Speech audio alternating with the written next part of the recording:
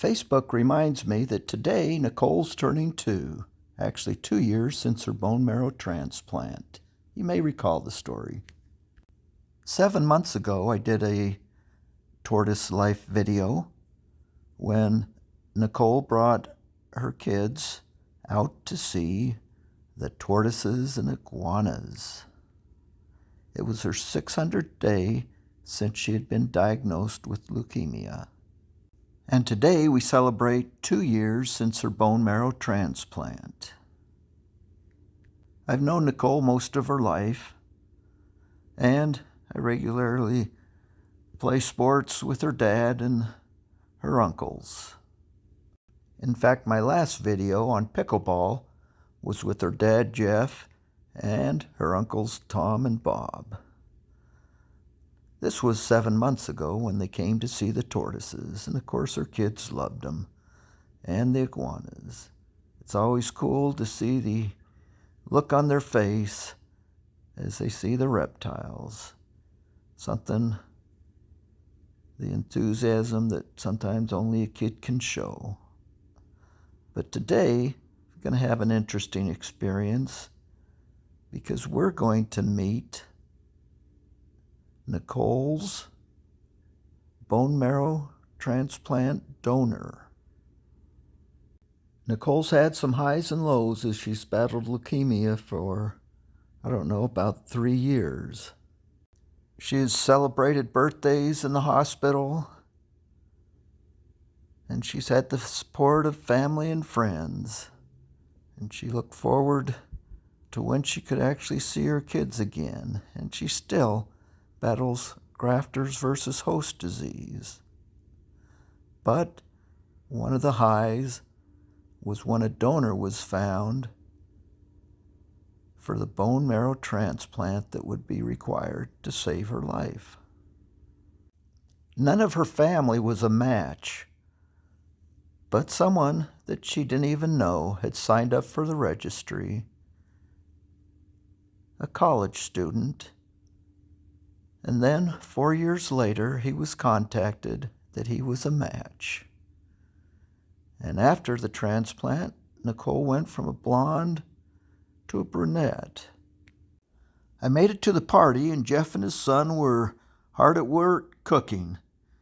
Jeff's brother David was relaxing, and Josh and his family were there, as well as a number of other people. Well, Nicole and Brian had pictures taken. Nicole was unaware that John, her bone marrow transplant donor, was going to be at the party. This is. Oh my God. This is her donor. Just flew away last night. Oh my God. So nice to meet you. So nice to meet you. Oh. Hello, everybody. I'm John. Oh my God. This is his wife right here, Jay. Hi, I'm Nicole. Oh my God.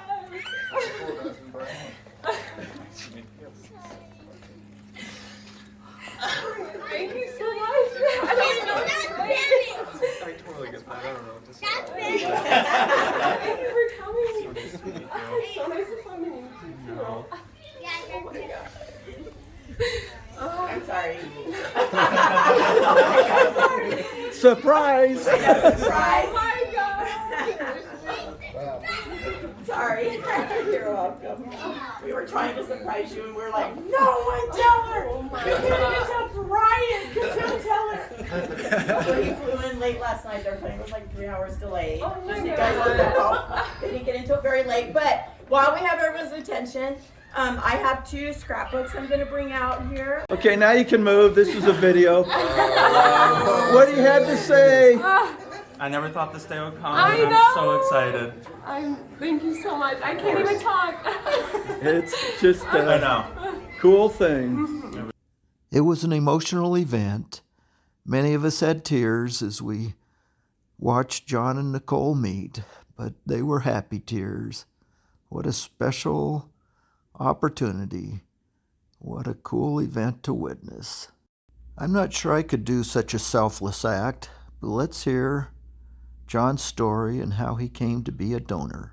2015 or 2016, I was going to grad school in Pittsburgh, and I was in the hub one day just walking through like the cafeteria area, and I saw a little booth that said like, hey, you know, it was a Be The Match, whatever, and so I swabbed my cheek, thought nothing of it, and then fast forward, I guess, to 2018 or 2019. I forget time means nothing these days. 2019. So I think it was July.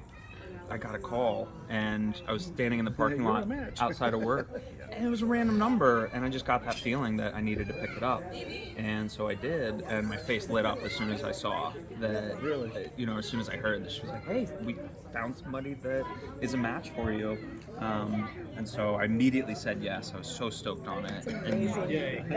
But even the woman on the phone was like, "Just take it back a little bit, make sure you understand what we're asking of you." And so sent me the packet of information, everything. I read through it and was just like, oh, hell yeah, like this is exactly what I was envisioning when I had my cheek swabbed.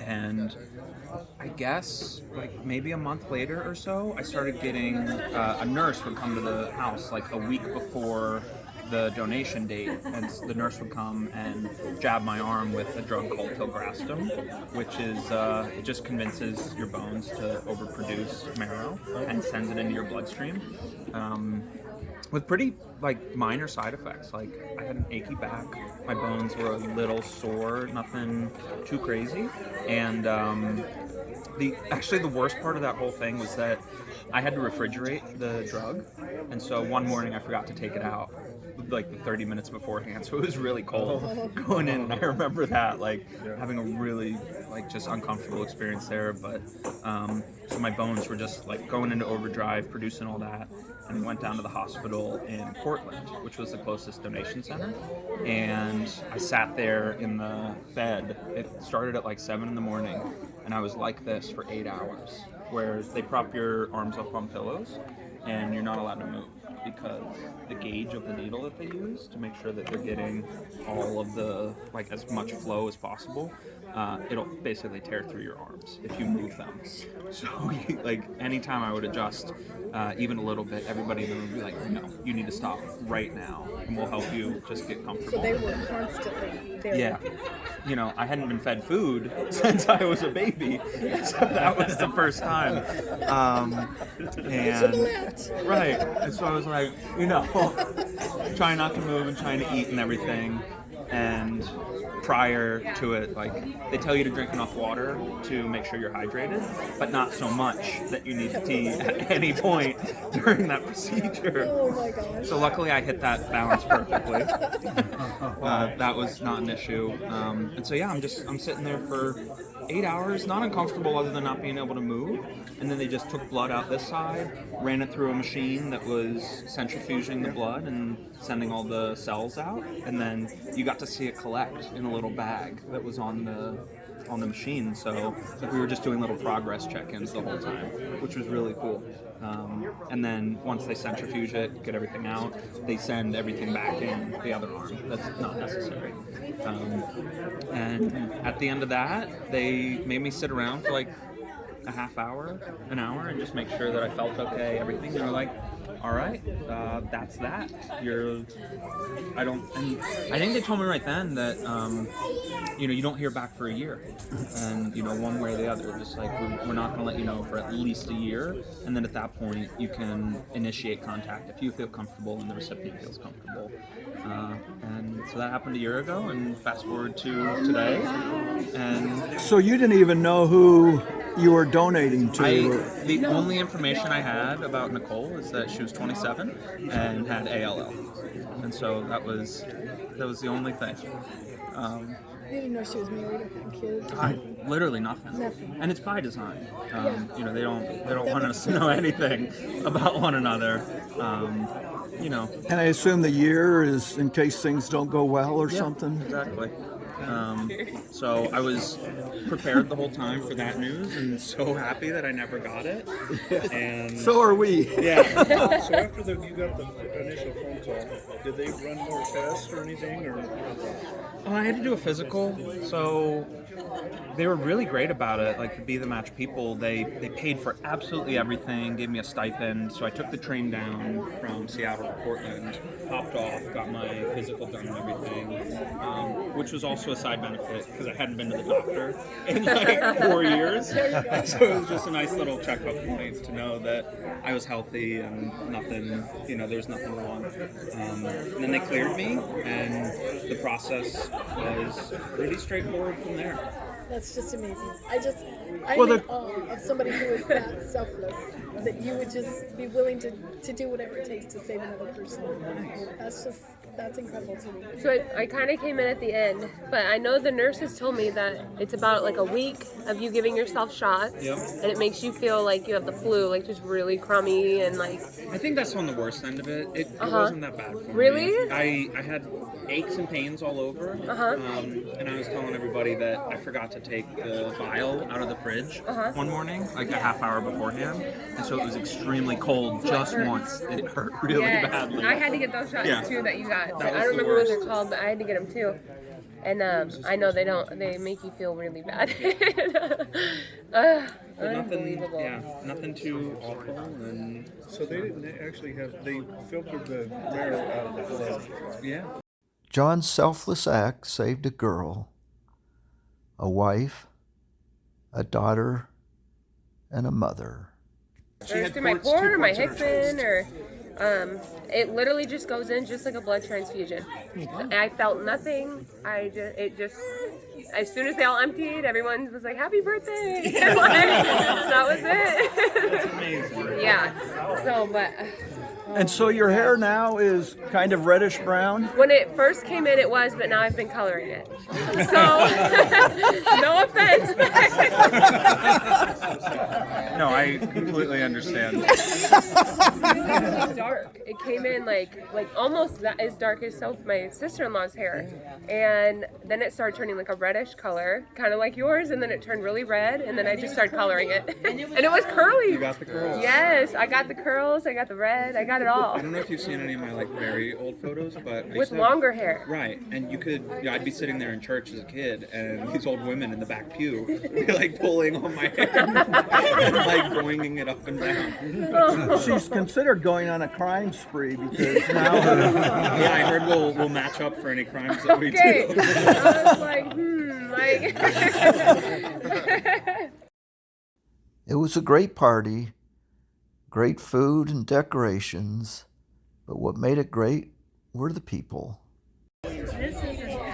say something, Josh. Say something. If you could guarantee me, you could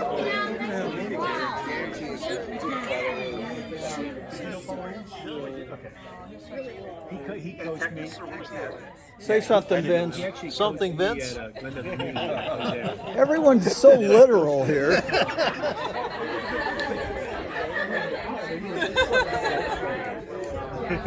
Hi, Jeremy. Say something. Something. Yeah. You're matching everyone else.